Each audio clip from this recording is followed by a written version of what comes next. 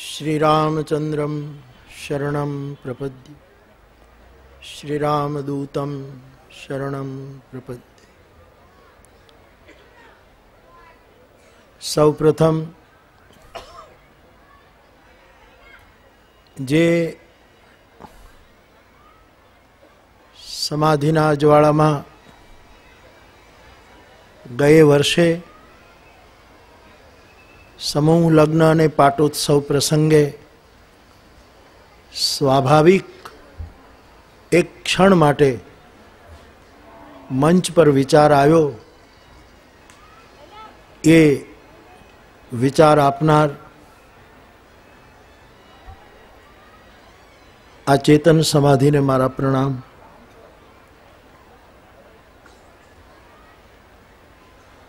આ પ્રસંગે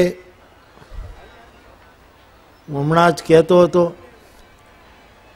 કે આવો કંઈ પ્રસંગ હોય તો સ્વાભાવિક છે આમંત્રણ આપવા જવું જોઈએ, પરંતુ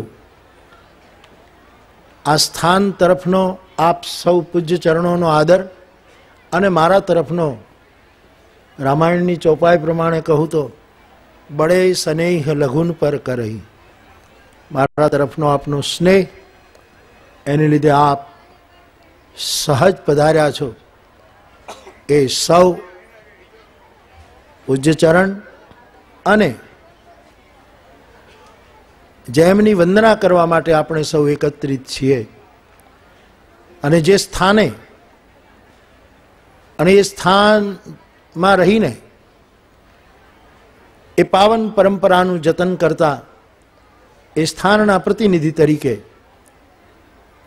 જેમને આપણે સ્થાનને આ વંદના અર્પણ કરીએ છીએ, એ સ્વીકારવા માટે આવેલા પૂજ્ય કનૈયાદાસજી બાપુ, આપ સૌ ભાઈ બહેનો, ધ્યાન સ્વામી બાપા ટ્રસ્ટના પ્રમુખશ્રી અને સૌ અન્ય ટ્રસ્ટીગણ, અન્ય સૌ ભાઈ બહેનો,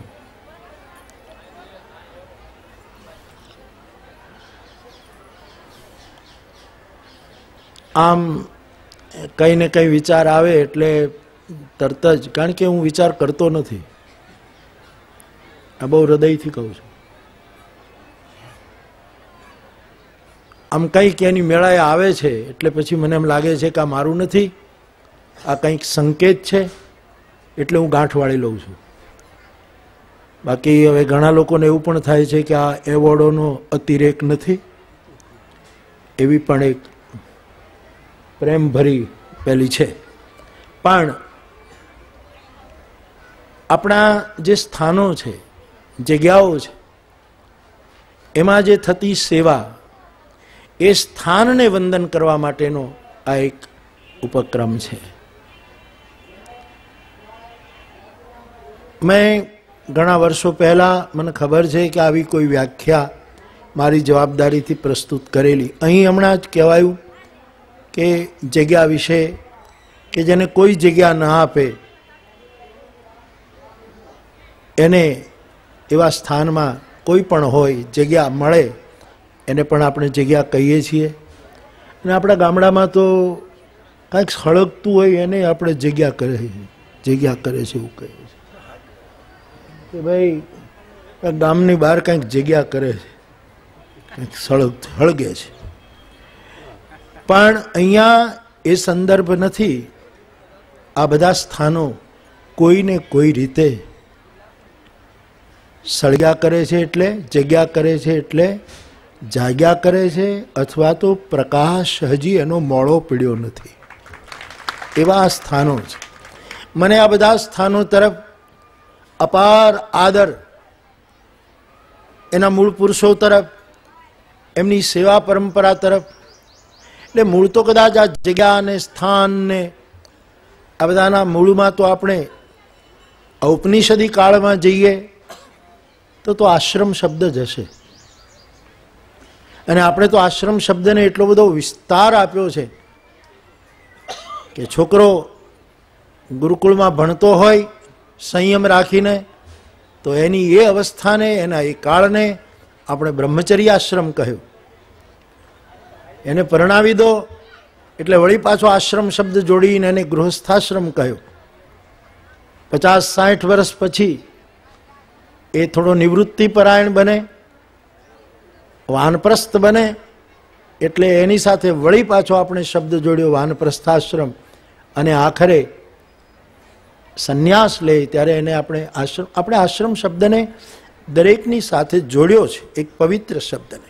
એટલે મૂળમાં તો એ કાળમાં આપણે ત્યાં બધા આશ્રમો છે, દેશકાળ પ્રમાણે અને પ્રદેશ પ્રમાણે પ્રાદેશિક શબ્દો આપણે ત્યાં આવ્યા. મને એવું સમજાયું છે, હું આમ શિક્ષક રહ્યો ને અવારનવાર કયા કરું કે હજી શિક્ષક જ છું, પગાર નથી મળતો, એટલો જ ફરક છે, અને જોઈતો પણ નથી. પણ 35 માર્ક્સે પાસ થવાય અને 30 માર્ક્સ લે તો વળી કૃપા ગુણ પણ કોઈ ઉમેરે અને માણસ પાસ થઈ જાય. મને એમ લાગે છે કે આજે આપણા સ્થાનો છે, એમની પાસે મારા મનમાં જે એક વિચાર ચાલ્યા કરે, એટલે કે જોઈને, કોઈ કલ્પના નથી, આપ પણ સાક્ષી થશો, એમાં કદાચ આપણે આ દેશકાળ પ્રમાણે આ સમયમાં ફૂલ પાસ કદાચ ન પણ થતા હોઈએ, પણ કોઈ સમાધિની કૃપાથી એના કૃપા ગુણ લઈને આપણે પાસ તો થઈ રહ્યા છીએ. અને એ પાસ થવાના જેટલા થોડાક લક્ષણો છે એ મારી નજર સામે છે. એટલા માટે આવા સ્થાનની વંદના કરવા, એ ભૂમિની રજને માથે ચડાવવા માટે આવો એક શુભ વિચાર આવ્યો અને આ ચરિતાર્થ થઈ રહ્યો છે, એનો મને વ્યક્તિગત રીતે બહુ આનંદ છે. અમે એવું માનેલું કહેલું પણ કે આશ્રમ એટલે શું, સ્થાન એટલે શું, જગ્યા એટલે શું, મને અત્યારે બહુ યાદ નથી, પણ મેં આશ્રમનો પહેલો અક્ષર આકાર આ થી શરૂઆત કરેલી. મને એમ સમજાય કે આશ્રમની જો મારે વ્યાખ્યા કરવી હોય તો પહેલું, જ્યાં કોઈ પણ પ્રકારના ભેદભાવ વગર બધાને ઠાકોરજીને થાળ ધરાતો હોય એવા ભાવથી આહાર અપાય, એનું નામ આશ્રમ.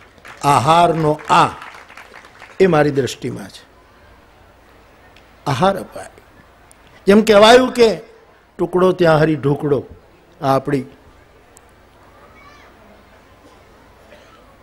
બીજું, કદાચ કોઈ એવી વ્યક્તિ આવે કે જેને જમવું નથી પણ એને થોડોક વિશ્રામ લેવો છે, તો આશ્રમની બીજી પરિભાષા મારા મનમાં એ આવે કે જેને જે સ્થાનમાં આરામ આપવામાં આવે એનું નામ આશ્રમ.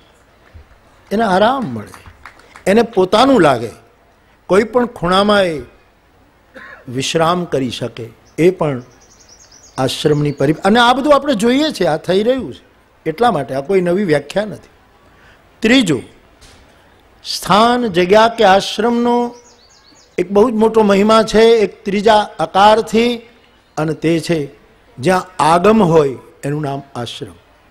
આગમ એટલે જ્યાં કંઈક શાસ્ત્રની પવિત્ર અને પ્રવાહી પરંપરાનું જતન છે. આપણે ત્યાં કેટલાય આશ્રમો, ક્યાંક સંસ્કૃત શીખવાય છે, ક્યાંક સાધનાની પહેલી થાય છે, ક્યાંક પાઠ દ્વારા એ મૂળ પરંપરાને વળી પાછી અગ્નિ નય સુપથારાયે અસ્માન, જેમ જ્યોતિનો પ્રકાશ અસ્તિત્વમાં વિલીન થતો જાય છે. અને હમણાં પૂજ્ય દલપતરામ સાહેબે કહ્યું કે વળી પાછા એ સ્થાનો આમ મૂળ ઊંડાણે ક્યાંક જતા હોય છે, નીચે ઉતરતા હોય છે, વળી પાછા પ્રગટ થતા હોય છે. એટલે કે એક આગમ પરંપરા, શાસ્ત્રીય પરંપરા, જ્યાં કંઈક શિક્ષા દીક્ષાનું પોતપોતાની ક્ષમતા પ્રમાણે વાતાવરણ છે, એ પણ આશ્રમ ગણાય, એવું હું વ્યક્તિગત માનું છું. આહાર હોય, આરામ હોય, આગમ હોય, એટલું જ નહીં સાહેબ. આશ્રમની એક વ્યાખ્યા એ છે ત્યાં આરોગ્ય પણ હોય. વિકલાંગ, બીમાર, કોઈ પણ આ પરબનું સ્થાન તમે લો, જ્યાં રક્તપિત્તના રોગીને આરોગ્ય આપવાના એક હરિદર્શન કરતા કરતા પ્રયોગ, એવા તો કેટલાય સ્થાનો આપણે ત્યાં આરોગ્ય આપવામાં આવે. સાહેબ, માનસિક આરોગ્ય તો મળે જ મળે, પણ શારીરિક આરોગ્યના પણ આપણા કેટલાય આશ્રમો, આપણા કેટલાય સ્થાનો આજે પોતપોતાની રીતે ઔષધાલય ચલાવે છે, આરોગ્યની વ્યવસ્થા કરે છે, પોતપોતાની રીતે કરી રહ્યા છે. એના પછી હું આગળ જાઉં તો મને કહેવાની ઈચ્છા થાય કે આ બધું જ હોય, પણ આગળનો આકાર ન હોય તો કદાચ પેલું પણ થાય. જે સ્થાનમાં મને તમને આનંદ આવે એ આશ્રમ છે. આનંદ મળવો જોઈએ. ભીડ હોય કે એકાંત હોય, પણ અંદરનો એક આનંદ ઉત્પન્ન થવો જોઈએ. તો એને મારી સમજ પ્રમાણે મને વધારે ગમે કે એક કોઈ એવું સ્થાન છે કે જ્યાં આપણને આનંદ પ્રાપ્ત થાય, આનંદ આવે. એ પણ આશ્રમની પરિભાષામાં આવી શકે. આવું કંઈ ન હોય તો પણ એને જમવું ન હોય, એને આરામ ન કરવો હોય, એને કોઈ આરોગ્ય નથી જોઈતું, એ બીમાર પણ નથી, એને રોટલો નથી ખાવો, એને એનો આનંદ જૂટવાઈ ગયો છે, ગમે ત્યાં જાય તો પણ એને આનંદ મળે નહીં, એવી કંઈક એની પરિસ્થિતિ છે, ત્યારે જે સ્થાનમાં આવી વ્યક્તિને આશ્વાસન પ્રાપ્ત થાય એ આશ્રમ. એને ખભે હાથ મૂકીને કાંઈ ન હોય. મેં એવું પણ આપણે ત્યાં અમુક સ્થાનો એવા હતા કે જ્યારે ત્યાં બહુ કંઈ વ્યવસ્થા ન હોય અને છેલ્લે કોઈ એવી રીતે આવ્યો હોય ભૂખ્યો દુખ્યો, તો એને ગોળ ને માંડવી આપતા હતા. સાહેબને લો ગોળ ને માંડવી ખાઈ લો અને પાણીનો લોટો પી લો. પણ એને એક આશ્વાસન કે તને જ્યારે મુશ્કેલી હોય ત્યારે તું આશ્વાસન આપે, એનું નામ આશ્રમ છે. સાહેબ, આ કોઈ મારી વ્યાખ્યા નથી, આ કોઈ નવી વસ્તુ નથી, પણ આ બધું મેં જોયું છે સ્થાનોમાં, જગ્યાઓમાં, એનું મેં વર્ણન કર્યું છે. સાહેબ, આપણે ત્યાં આવું નથી થતું. સાહેબ, કોઈની તાકાત છે ના પાડી શકે. સાહેબ, હા, 100% આપણે પાસ ન થતા હોઈએ, પણ આમાંથી 35%, 30% અથવા તો એમાંથી કંઈક થોડા હોય. અને મારું તો હવે તો કંઈ ચાલે નહીં આપણું શિક્ષણમાં, નહીં તો હું તો 20 માર્ક આવ્યા હોય તો પાસ કરી દઉં. સાહેબ, ત્યાં સુધી હું. એટલે આવું આપણને ત્યાં દેખાય છે. સાહેબ, તો બાપ જ્યાં આદર મળતો હોય, આશ્વાસન મળતું હોય, આરામ મળતો હોય, આહાર મળતો હોય, આગમ મળતું હોય, આનંદ મળતો હોય, આ બધા જ જે જીવની, માણસની મૌલિક અને પશુ પક્ષીની પણ મૌલિક જરૂરત છે એ આપણા સ્થાનોએ પૂરી પાડી છે. હું એક વખત કચ્છમાં હતો ત્યારે એક વિદ્વાને બહુ સરસ કહ્યું કે સરકારની પાસે તલાટી કમ મંત્રીથી લઈને કલેક્ટર, પછી આગળ ગાંધીનગર જાઓ તો જે તે વિભાગના મિનિસ્ટર હોય તે, પછી સીએમ સાહેબ સુધી જાઓ કે દેશનું સંચાલન કરતા આપણા પીએમ સાહેબ સુધી જાઓ, કેટલી મોટી એક લિંક હોય છે, આખી કેટલી એક ગોઠવાયેલું તંત્ર હોય છે. છતાંય જે જગ્યાએથી આવતી સેવા એ છેલ્લી જગ્યાએ પહોંચતા પહોંચતા બહુ વાર લાગે છે. ક્યારેક ક્યારેક પહોંચતી પણ નથી, ક્યારેક ક્યારેક જે માત્રામાં પહોંચવી જોઈએ એને બદલે ઘણી ઓછી માત્રા થઈ જતી હોય છે. એ બધું થતું રહે. એની જગ્યાએ આવા સ્થાનોએ કચ્છનો એક મેકરણ દાડો, એક કૂતરો, 2 જણને લઈને સાહેબ, એની પાસે નથી કોઈ તલાટી કમ મંત્રી, નથી કોઈ પટ્ટાવાળો, નથી કોઈ ક્લાર્ક, નથી પોતે કલેક્ટર, નથી એ સીએમ પીએમ, કંઈ નથી.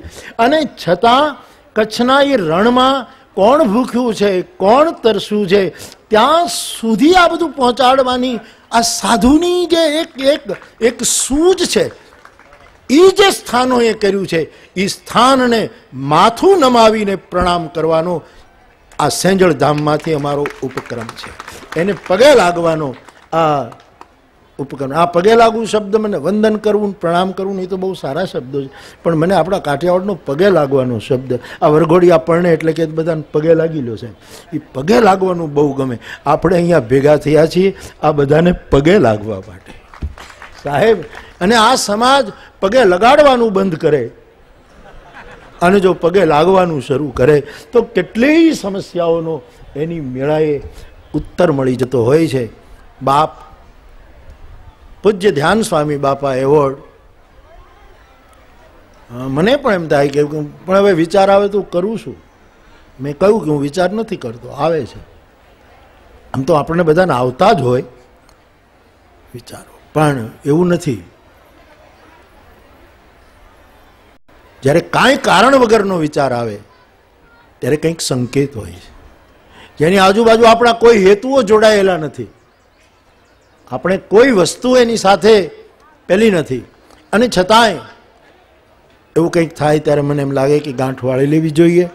અને એટલે જ, અને જે અત્યારે આમ એવું થાય, હમણાં જ મને હરીશભાઈ કહેતા હતા કે બધાએ બહુ પ્રસન્નતા વ્યક્ત કરી, પણ ક્યારેક આમ થોડીક પેલી થાય કે ભાઈ કેટલાય એવોર્ડો કરવાના છે, પણ મારી પાસે તો લાઈન છે સાહેબ. લાઈન એટલે કે હજી બાપુ તમે અમારા માટે તો ક્યાં વિચાર્યું છે? એક ક્ષેત્ર એવું આવીને ઉભે રહે કે હજી અમારા ક્ષેત્રમાં તો એક એવોર્ડ ગયો જ નથી, ત્યાં વળી બીજું ક્ષેત્ર એવું આવે કે અમારા માટે ક્યાં. મેં કીધું એટલે આવું બધું થતું હોય છે. ખેર, મને આનંદ છે આ સ્થાન ઉપર. અમને તો શ્રદ્ધા હોય સીધી, પોતપોતાના સ્થાન ઉપર કોને શ્રદ્ધા ન હોય? કારણ કે આ સ્થાનને હું જોઉં ત્યારે મને એમ લાગે કે ન જમાને સા न खुदा सा न मेरे जैसा है, न जमाने सा न खुदा सा न मेरे जैसा है, मुझ में कोई बैठा है वो बिल्कुल तेरे जैसा है. એક એવી જ્યોતિ, એવું એક તત્વ જે જગત જેવું નથી, અરે ઈશ્વર જેવું પણ નથી. ગુરુ સાક્ષાત પરબ્રહ્મ. જગત જેવું પણ એ તત્વ નથી, એ ઈશ્વર જેવું પણ તત્વ નથી, અને આપણા જેવું તો છે જ નહીં. પણ છતાંય આપણી અંદર નિષ્ઠા અને શ્રદ્ધાના રૂપમાં કોઈ બેઠું છે. એ કંઈક તારા જેવું કોક છે જેનો અમને અણસાર આવે છે. તો એવી કોઈ પ્રેરણા થાય છે ત્યારે આવું કંઈક નક્કી થતું હોય છે. અને તમે તમારો રાજીપો વ્યક્ત કરો છો એટલે પછી મને એમ થાય મારે કંઈ બીજા કોઈની સહી થોડી લેવાની હોય. આ સાધુડાઓ સહી કરે એટલે વાત પૂરી થઈ ગઈ સાહેબ. સંતો રાજી થાય. આ સિવાય એક વસ્તુ ધ્યાન રાખવું, તમે જગતમાં જેટલા નિરાશ કે નારાજ રહો તો રહો, દુનિયા આપણને જેટલા કરે, પણ એક વસ્તુનું ધ્યાન રાખવું, સાધુને રાજી રાખો. અને સાધુ એટલે હું આમાં કંઈ પક્ષપાત નથી કરતો, કોઈ પહેલી નથી. સાધુ એટલે સાધુના જે લક્ષણો શાસ્ત્રોએ ચરિતાર્થ કર્યા છે એવું. બેની મારે ભાગે મળ્યો મને કોઈ મહાપુરુષનો સંગ, સાધુ પુરુષનો સંગ. તો પેલી વાત છે એ કઈને પૂરી કરું. કીડી હતી, એ કીડીને કરોળિયાને ભૂખ લાગી એટલે ખાવા દોડી. કીડીએ કહ્યું પણ તું મને ખાય ને તારું પેટ નહીં ભરાય અને મારું જીવન પૂરું થશે. એને તરત જ વાત પેલાને ગળે ઉતરી ગઈ. એને એમ થયું વાત તો સાચી છે, કીડીનું ખાઈ જાઉં એટલે કંઈ મારું પેટ નહીં ભરાય અને આ બિચારો આટલો એવો જીવ ખાવ એનું જીવન પૂરું થઈ જશે. એટલે પેલા એ કહ્યું કે મારા ખોરાકની શોધ બીજી જગ્યાએ. એટલે કરોળિયો ખોરાકની ચીજમાં નીકળ્યો. એટલે એક ચકલી ભૂખી હતી, એને એમ થયું કે કરોળિયાને હું ખાઈ જાઉં. એટલે ચકલીએ જેમ ઝપટ કરી એટલે કરોળિયાએ કીધું પણ મારા અંગ કેટલા પાતળા, હું કેટલો, અને તારું પેટ કાંઈ મારાથી ભરાશે નહીં, હું એ ભૂખ્યો છું. એના કરતાં તું ક્યાંક તને બરાબર અનુકૂળ થાય એવું ગોત. ચકલીને વાત ગળે ઉતરી. આ વાત ગળે ઉતરવા માંડે ને તો બહુ કામ થાય સાહેબ, પણ આપણે તકલીફ શું છે, વાતો જ ગળે ઉતરતી નથી સાહેબ. સાહેબ અહીંયા સાધુઓ ઝેર ગળે ઉતારી દેતા હતા ને આપણને વાતો ગળે નથી ઉતરતી. આ કેવું દુર્ભાગ્ય છે. અને વાતો ક્યારેક તો અમૃત જેવી વાતો હોય છે છતાંય ગળે નથી ઉતરતી, અને આપણે ત્યાં તો ઝેર ગળે ઉતારવાની પ્રવૃત્તિઓ થઈ છે. ખેર, એટલે ચકલીને એમ થયું કે ના ના વાત તો બહુ સાચી છે, અને ખાવ તો કંઈ મારું પેટ ભરાશે નહીં, આ જીવ બિચારો ખતમ થાય. એટલે ચકલી પોતાના ખોરાક માટે નીકળી. એટલે એક સમળી ઉપરથી એણે જોયું અને ચકલી ઉપર હુમલો કર્યો. ચકલી કહ્યું તું મને ખાઈ જઈશ તો એમાં તને શું મળશે, તને તો વધારે જોઈએ, તું તો શોધી શકીશ. વાત એને ગળે ઉતરી ગઈ એટલે એને ચકલીને જતી કરીને સંભળી પછી પોતાના ભોજન માટે નીકળી. એમાં ગામડાની એક બહેન એણે રોટલો બનાવેલો, ભરવાડણ બહેન, બહુ મોટો રોટલો, 3-4 જણા એક પાટલા ઉપર બે મૂકીને એક રોટલો 3-4 જણા ખાઈને ઉડકાર આવી જાય એવડો મોટો રોટલો. અને પછી કોઈ અતિથિ ન આવ્યું એટલે એને એમ થયું કે હવે આ રોટલો હું કોઈને આપી દઉં, શેરીમાં ગાયને કે કૂતરાને કોઈ ખાઈ જાય. એટલે આખો ને આખો રોટલો, અભંગ રોટલો, અખંડ રોટલો એણે આમ શેરીમાં ઘા કર્યો, એ પડ્યો. એમાં પેલી સમડી નીકળી. એને એમ થયું કે આ રોટલો અહીંયા આખો હું ભોજન શોધતી હતી ને મળી ગયો, અને એણે આખો રોટલો ઉપાડ્યો સમળી. સાહેબ, બીજાની વાત ગળે ઉતરે અને આત્મશોધ કરે ને એને અખંડ રોટલો મળે છે, એ મારો અનુભવ છે. એની કોરેય ન ખરી હોય છે, એની પોપડી ખરી ન હોય, અખંડ એવો રોટલો એને મળે. સમળીને આખો રોટલો મળ્યો અને તરત જ એને વિચાર આવ્યો કે આટલો રોટલો મારા માટે શું ખપનો, આટલા રોટલાની તો મને જરૂર નથી, હું આમાંથી કેટલું, આના કરતાં આમાંથી થોડોક રોટલો હું ચકલીને આપી દઉં. તો એણે ચકલીને આપી દીધો. સાહેબ, ચકલીને ઓચિંતા રોટલો મળ્યો, એમ થયું કે મારું પેટ કેવડું, મારે આટલો બધો રોટલો શું કરવાનો, એટલે એમાંથી એણે થોડોક રોટલો કરોળિયાને આપી દીધો. કરોળિયાને થયું કે આ તો પ્રભુની કૃપા થઈ, મારે કેટલી જરૂર, એટલે એમાંથી પેલી એણે કીડીને આપી દીધું, ચકલીને આપ્યો, ચકલીએ કરોળિયાને આપ્યો, કરોળિયાએ કીડીને આપ્યો, અને કીડીને જેટલો જોતો હતો એટલું કણ લઈ પોતાના દરમાં જઈ અને પોતાના કુટુંબીઓને કહેવા માંડી કે બાર રોટલો પીડ્યો છે, મને જોતો હતો એટલું હું લઈ આવી, તમે જઈને હરિહર કરી લો. આ પ્રવૃત્તિ આ સ્થાનોએ કરી છે. સાહેબ, કોઈને ખાધા નથી, આખા ને આખા રોટલા આપ્યા છે, અને પાછા જેને આપ્યા છે એણે પોતાના ભાગમાંથી સમડીઓને આપ્યા, ચકલીઓને આપ્યા, કરોળિયાઓને આપ્યા, કીડીઓ સુધી પહોંચાડવાની. કેવલ રોટલો તો એક દ્રષ્ટાંત છે, આ તો કોઈની દ્રષ્ટાંત કથામાંથી વાંચેલી વાત હું તમારી સામે મૂકું, પણ આખી પાવન પરંપરામાં આવું જે કીડી જેવા હતા, જે ચકલી જેવા હતા, જે કરોળિયા જેવા હતા, અથવા તો સમળી જેવા હિંસક પણ હોય કે ઊંચે ઉડે ને દ્રષ્ટિ નીચે રાખે, ક્યાં પોતાનું ખાદ છે એને જોવા માટે આટલી ઊંચાઈ છોડીને નીચે આવી જાય, આવા તમામને જેણે પોતાના સ્થાનમાં સાચવ્યા છે, એક દ્રષ્ટિ આપી છે, એવા સ્થાનની વંદના કરવા માટેનો આ એક પ્રસંગ ઊભો થયો છે. અને હરીશભાઈ કહ્યું કે અમારે ચર્ચા થયેલી કે બધા સ્થાનધારી મહાપુરુષોને પૂછો, નિષ્ણાતોને પૂછો.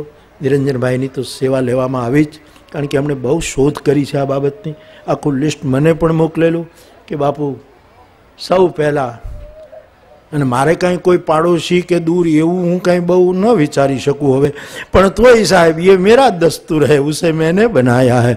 પાડોશ તો ખરો જ ને સાહેબ, પીપાભાઈ પાડોશ તો ખરો જ, નજીક તો ખરું.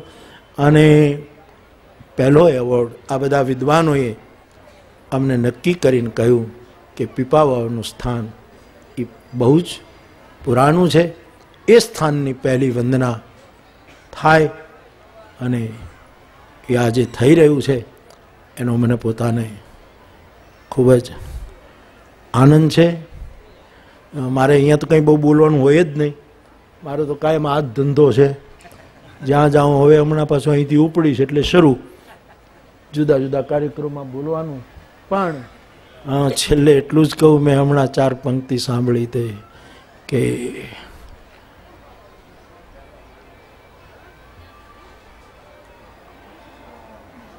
દિલ કે શકૂન કે લીએ એહતરામ કરું, દિલની શાંતિ માટે હું ભરોસો રાખું, દિલ કે શકૂન કે લીએ એહતરામ કरूं, जरा नजर उठाओ बापू तो सलाम करूं, दिल के सुकून के लिए एहतराम करूं, जरा नजर उठे तो फिर सलाम करूं, मैं तो नशे में हूं। હા સાહેબ, એક વસ્તુ તો ચોક્કસ, હા, નશામાં જ રહીએ છીએ બાપુ. કોથળી નથી પીતા, બોટલ નથી પીતા. એ તો અમારી પરંપરામાં એનું કોઈ નામ ન લે સાહેબ. હું તો હજી મને 50 વર્ષથી બોલું છું સાહેબ. અહીંયા હજી મને બોલતા સંકોચ થાય છે, છતાં મારે મારી વાત દ્રઢ કરવી છે, એટલે હું આજ પહેલી વાર કદાચ બોલી રહ્યો છું. બાપુ 50 વર્ષથી મારી વ્યાસપીઠ ઉપરથી હું દારૂ શબ્દ નથી બોલ્યો. મને મારા શબ્દનો ખ્યાલ છે સાહેબ. હું અમુક વસ્તુ નથી બોલી શકતો. આજે કદાચ બોલું છું, અથવા તો ક્યાંક વચ્ચે ક્યાંક, હા, કદાચ શરાબ બોલવો પડ્યો હોય તો બોલું, સુરા બોલવી હોય તો બોલું, બાકી આ શબ્દ નથી. એટલે એ તો સવાલ જ નથી. જેણે ઝેર પીધા હોય, જેણે અમૃત પીધા હોય, જેણે ગંગાજળ પીધા હોય, અને જેણે આ સમાધિ પુરુષના ચરણ ધોઈને ચરણામૃત પીધા હોય, એને એવો તો પ્રશ્ન હોતો જ નહીં. છતાંય નશામાં છીએ. એ તો સવાલ જ નથી સાહેબ. આ બધા જ બાપુ, હું આ તમે આપ આવ્યા છો ને કાંઈ વખાણ કરવું નહીં, કાંઈ તમને ગમે નહીં, મને ગમે નહીં. સીધી વાત, મારું એક બહુ સાહેબ માનવું છે કે સાહેબ બીજા કોઈ પણ અપરાધ કરીએ ને એના શ્રાપમાંથી આપણે મુક્ત થઈ શકાય, પણ શબ્દનો દેવતા શ્રાપ આપે ને તો પછી એમાંથી મુક્ત થવું કઠિન છે સાહેબ. એટલા માટે હું જેમ તેમ શબ્દ ન બોલી શકું સાહેબ. મને ખબર છે. અને હવે 65 વર્ષે તો વળી પાછું બહુ ધ્યાન રાખવું પડે. હવે શબ્દ એવો વિચારાય ન જાય સાહેબ.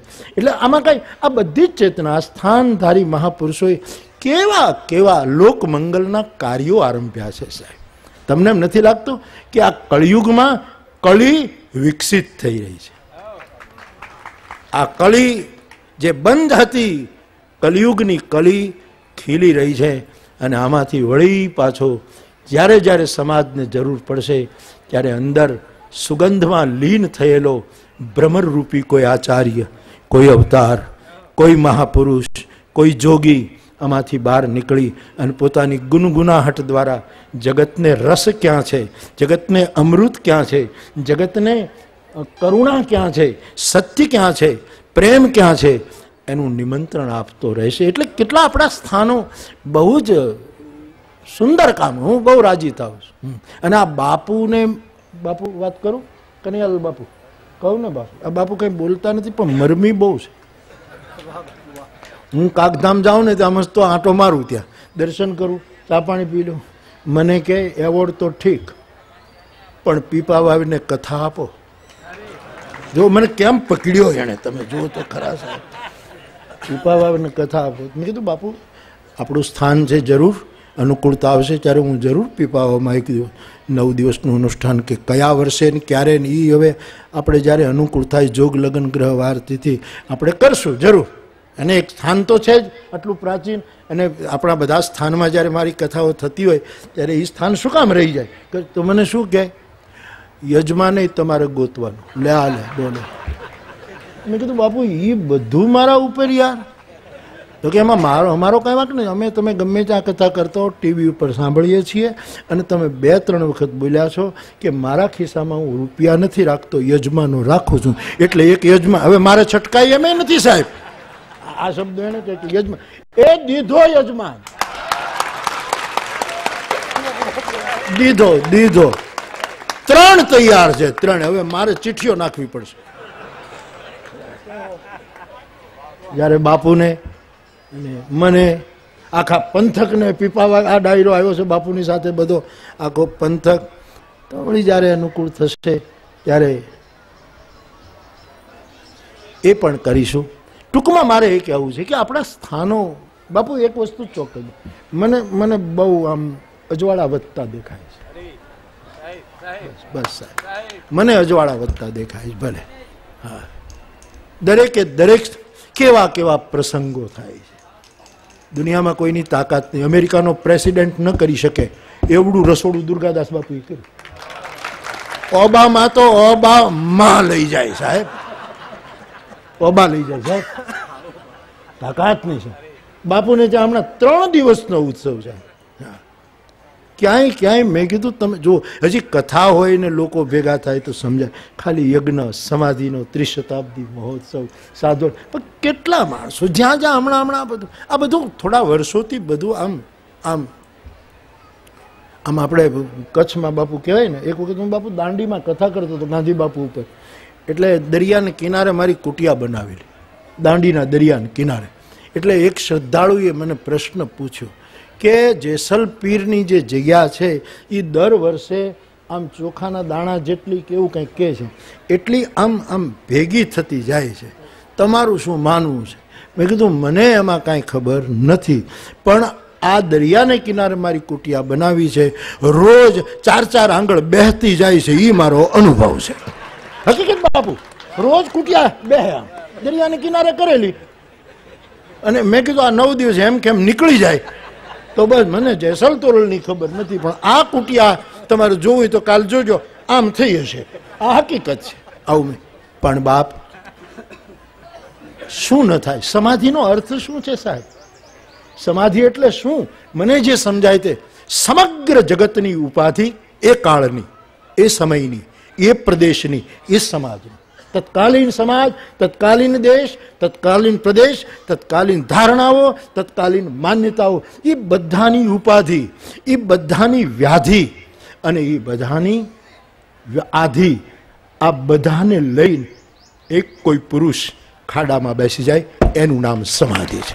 એ માણસ જાય ત્યારે ચૈતન્ય લઈને નથી જતો, અજવાળું લઈને નથી જતો. તત્કાલીન સમાજની ઉપાધિઓ, તત્કાલીન સમાજની વ્યાધિઓ અને તત્કાલીન સમાજની આધિઓ, આ ત્રણેય વસ્તુઓને લઈ અને એક માણસ બેસી જાય સમાધિમાં, ત્યારે એની સાથે બધું જ ભંડારાય. અને થોડા સમય સુધી નથી કોઈ આધિઓ હોતી, નથી વ્યાધિઓ હોતી, નથી કોઈ ઉપાધિઓ હોતી.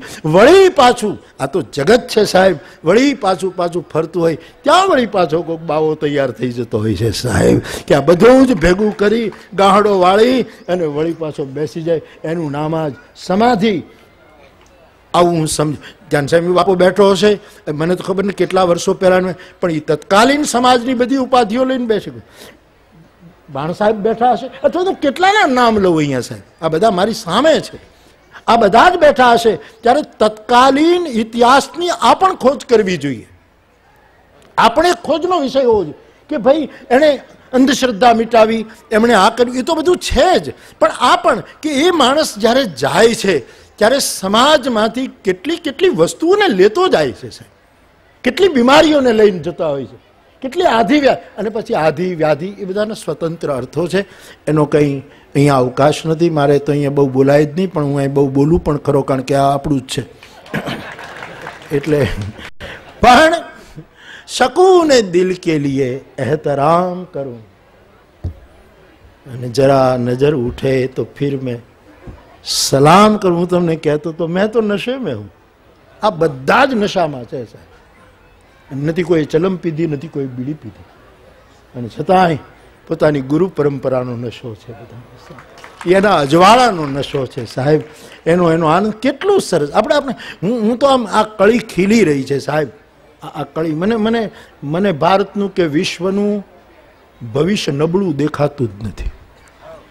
મને બધા આમ ભડકા અજવાળા જ દેખાય સાહેબ, આખા વિશ્વના અજવાળા દેખાય. એટલે ક્યાંય નિરાશ થવા જેવું નથી. ઘણા માણસો કારણ વગેરેના હવે શું થશે, આમ થઈ ગયું, એ દુઃખી થાય તો આપણને દુઃખી થાય. એવી દીક્ષા ન લેવાય દુઃખની. દીક્ષા લેવી તો